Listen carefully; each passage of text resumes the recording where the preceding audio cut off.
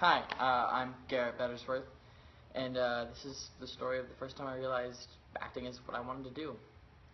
I was standing on stage, and I was doing Tarzan, and it was my first run doing the show full out in front of an audience.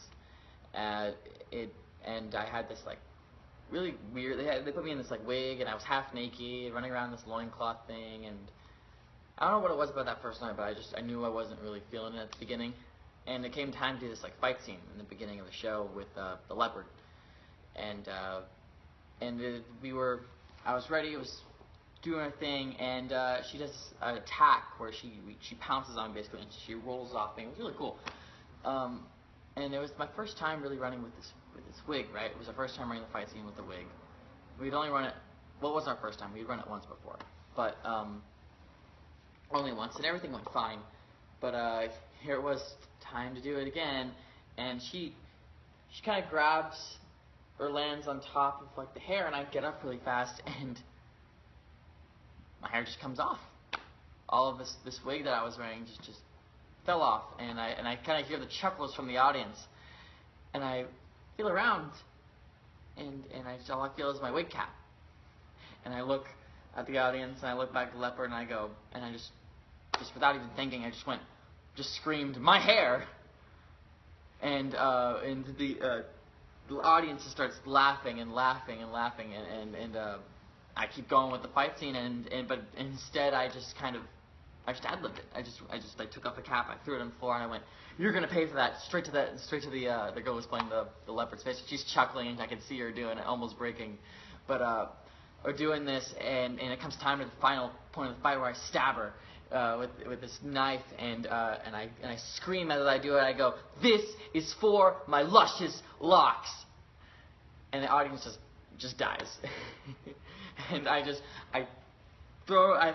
push her on the ground, lightly, but I push her on the ground, I throw the knife on the floor, and I go to where my wig was on the stage, and I pick it up, put it back on, and I just scream and go, "Ah!" And here I am, shirtless, naked, in this loincloth with this fake wig on, and just screaming as loud as I can, and the audience just dies. They all stand up, clapping. And it was at that point that I think I realized I really had a knack for it, and it was just that experience of making a situation that could have gone totally differently, making it fun and enjoyable for them, the audience, and managing to save that scene. And I wanted to be able to do that again. Not that I'm wanting things to go wrong whenever I do a show, but it was the craziness of live theater that point, and it kind of just drew me to it. And I realized, as I was on stage screaming, this is what I'm supposed to be doing. Thank you. Hi, I'm Garrett Bettersworth, and this is Michael's monologue from The Pillow Man. That's not what I said. I said the big man came in here and said he would torture me if I said that I didn't kill those kids. That doesn't mean I didn't kill those kids. I did kill those kids. Yeah, I knew it was wrong, but it was just so interesting. I mean, it's just like you said. I cut off the little boy's toes, and he didn't scream at all. He didn't even flinch. He kind of just sat there and he looked at him. He seemed really surprised. I guess you would be at that age. His name was Aaron.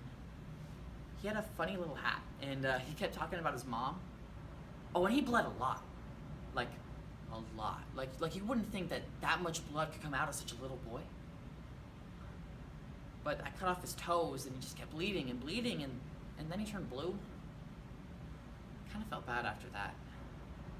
"Can I go home to my mommy now, please?" he kept asking me.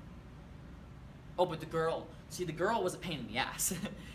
See, she wouldn't stop screaming, and she wouldn't eat them. She wouldn't eat the Applemen that I made her, and it's really hard to get razor blades in those things. You didn't say how to make them in the story,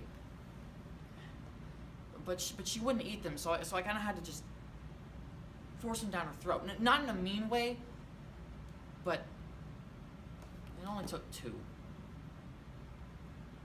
It's really hard to get out of your clothes. Blood. I mean, try washing your shirt tomorrow. You'll see. It will take you ages. What's wrong? If it's a shirt, I can wash it for you. I'm getting really good at washing blood out. Thank you. I am Garrett Bettersworth, and this is Petruchio's monologue from Taming of the Shrew. I'll attend her here, and woo her with spirit when she comes. Say that she rail, then I will tell her plainly she sings as sweetly as a nightingale. Say that she frown, I will say she looks as clear as morning roses, newly washed with dew. Say that she be mute and not speak a word, then I will commend her volubility. Say that she utter piercing eloquence. If she bid me pack, I will give her thanks, as if she bid me to stay by her side a week. If she deny to wed, then I will pray for the day, and ask the banns, and then be married. But here she comes. And now, Petruchio, speak.